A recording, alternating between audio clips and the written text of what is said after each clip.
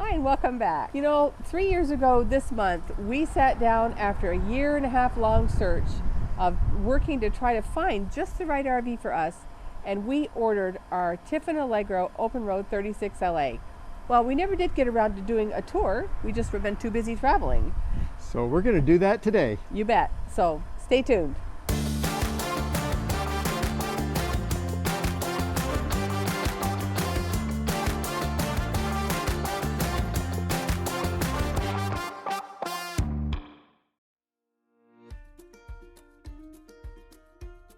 This is Beastie, our Tiffin Allegro 36 LA. We ordered it with the factory standard 53 Ford V10 engine. It's gas.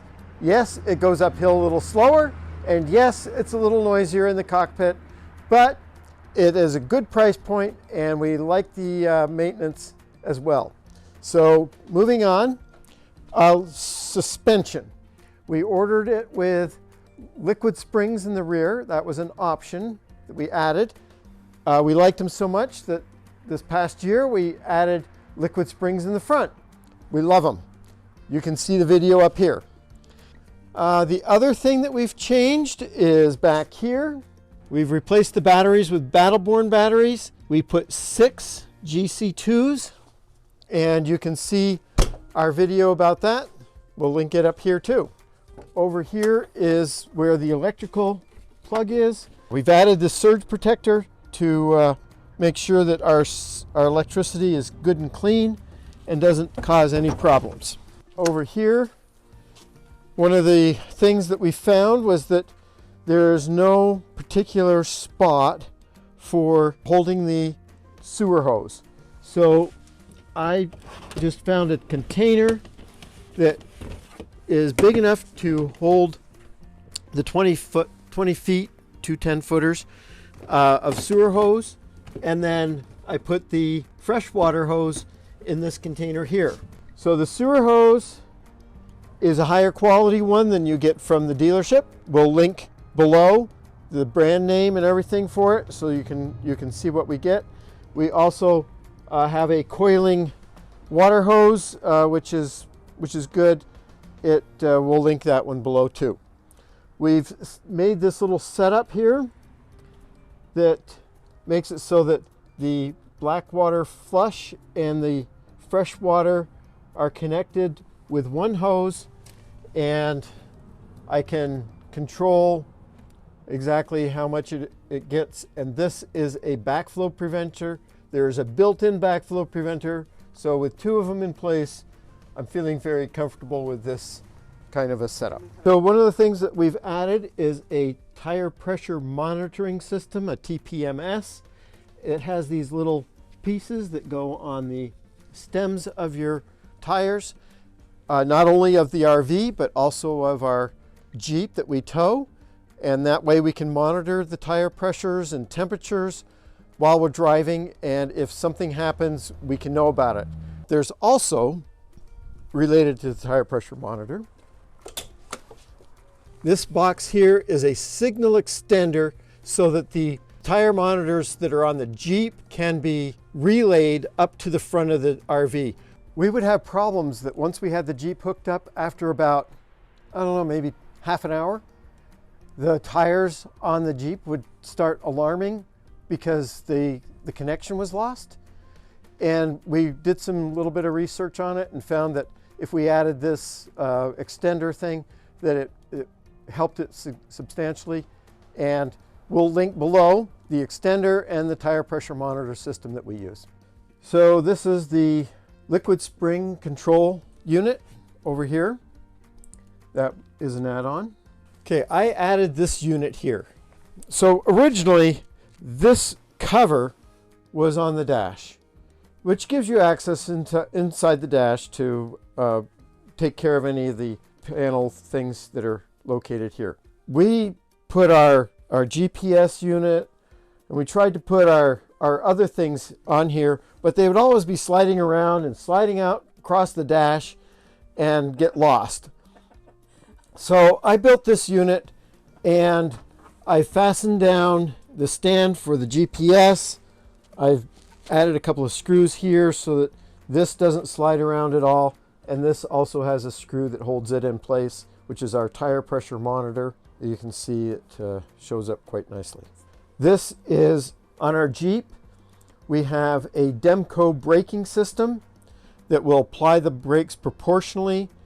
And this system, this unit here tells me when the brakes in the Jeep are actually being applied. So if I push on the brakes just a little bit, then it does not light up. But if I press hard, then I can see that the brakes are actually being applied and the Jeep is braking, which is important so that you have extra braking power and can stop in a reasonable distance. I'm going to pick up where Derek left off. Standard with the 36LA are 4, count them 4 televisions. One that comes up over the cab, one over the fireplace, one in the bedroom, and one outside in the bay. We didn't need the TV up here.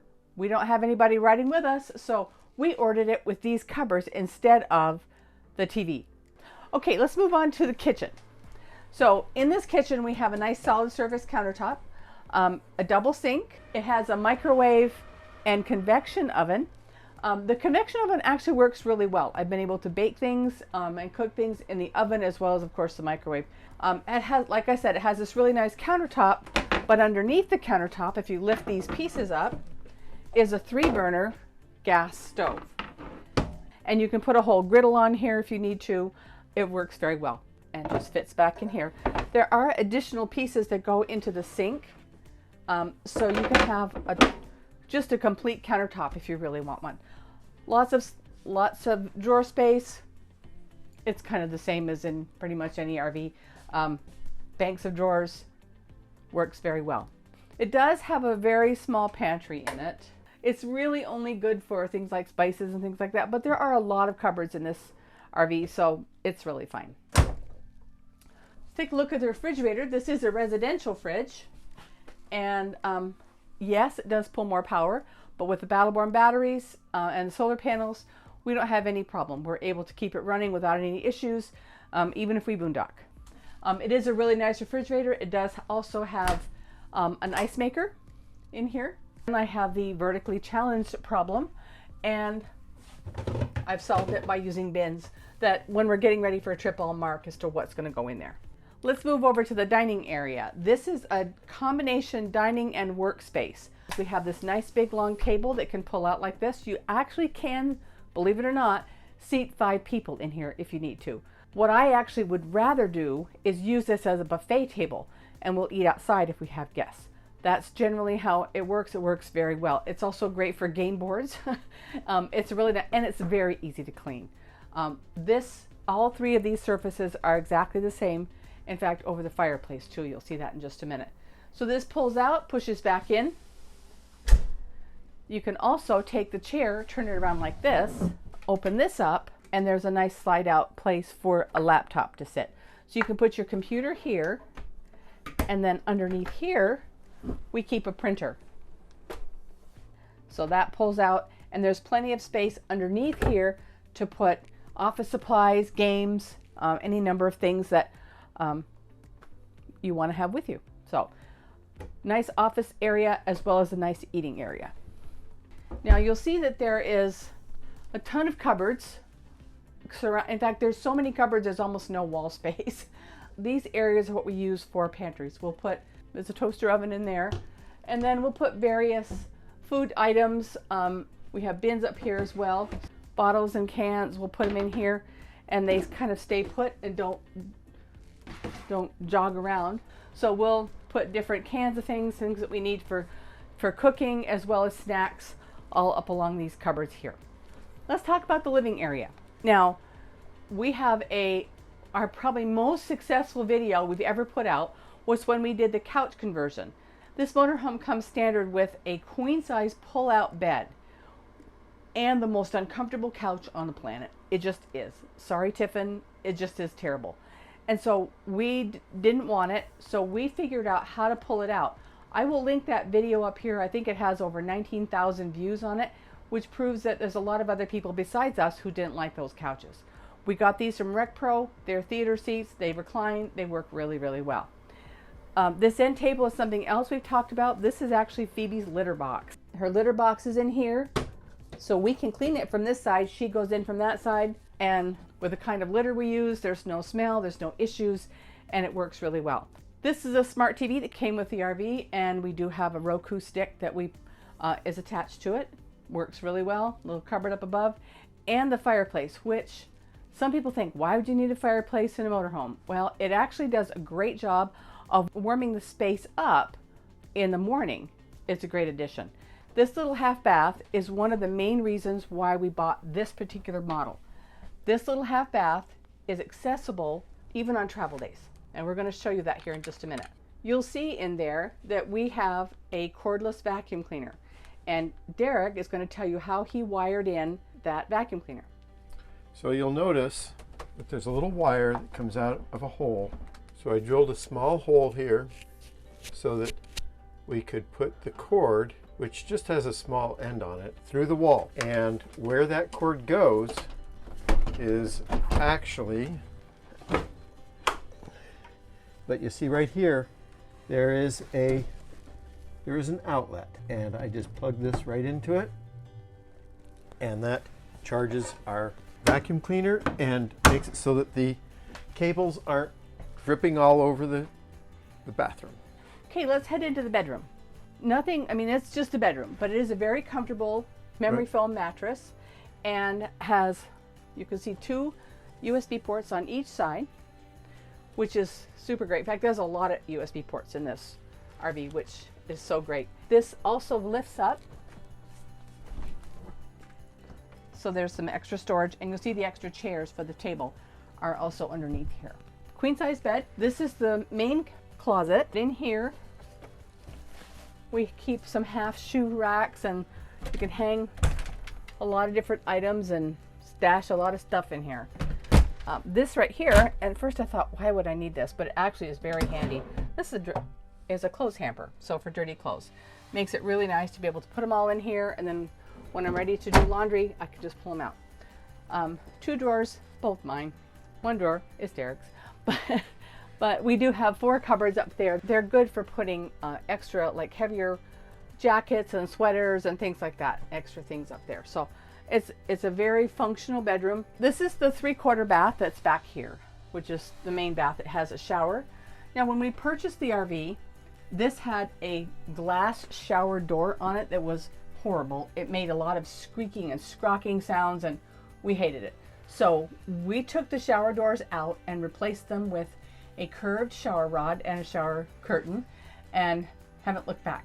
We added the shampoo and shower gels here, as well as an oxygenic shower head, which swivels, and then we pull this down and put it on the floor on travel days, because otherwise it will come crashing to the floor.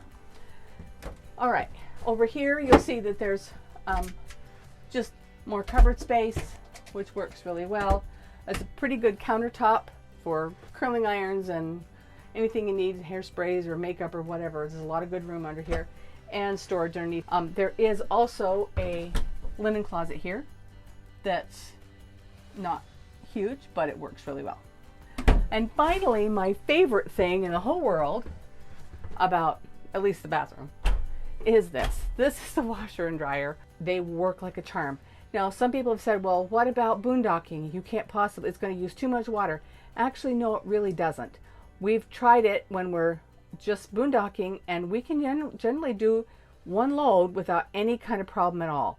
And it doesn't overuse water, and it doesn't fill up our tanks to the point of no return. So if we absolutely have to when we're boondocking, we definitely can use a washer and dryer. And then underneath here is a drawer, and that's where I keep the laundry detergent, things like that. So we'd like to show you what this RV looks like and how well it functions when the slides are in. So let's go ahead and start the engine, pull the slide outs in, and then we'll talk.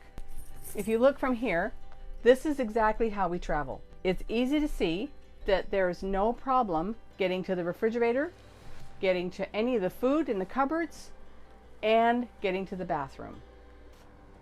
So again, that's one of the major reasons why we purchased this particular motorhome, because it was so easy to live with. We don't have to worry about stopping, and getting out of the truck and coming in and trying to squeeze into things, trying to squeeze into the kitchen, it's super easy. And yeah, one of the reasons why we love our Tiffin. We hope you've enjoyed this little tour of Beastie, our Tiffin Allegro Open Road 36 LA. Now, you probably need to know that we searched for a year and a half for a motorhome. Yeah. Deciding exactly what kind of RV we wanted. And then eventually we found that plan. the layout of the 36 LA is what we wanted. So we started looking for a used one. And we couldn't find one. We looked all over the country and could not find one. So that's why we ended up we couldn't even find a new one. Yeah. They were very hard to find at the Hard to time. find. So we ended up having it factory ordered. And it didn't end up costing us any more. And we got exactly what we wanted. We've added a lot: liquid springs, battle-borne batteries, the RecPro couches, or RecPro chairs, whatever they are. Changed the shower head. We not a lot of changes. So it's not exactly as it came out of the factory, but we really like it. Yep. So, and we enjoy it intend to keep it and use it for many more years to come. So you will see us on the road. And if you do, be sure and honk and wave or shoot me an Instagram. Say, hey, we just passed you. So we love that when you do that. So that's going to do it for this episode. If you haven't already, make sure you hit that subscribe button. And if you enjoyed this video, give us a thumbs up and ring the bell to get notified about our next video. You bet. And until next time, Restless friends, you take care. Cheers.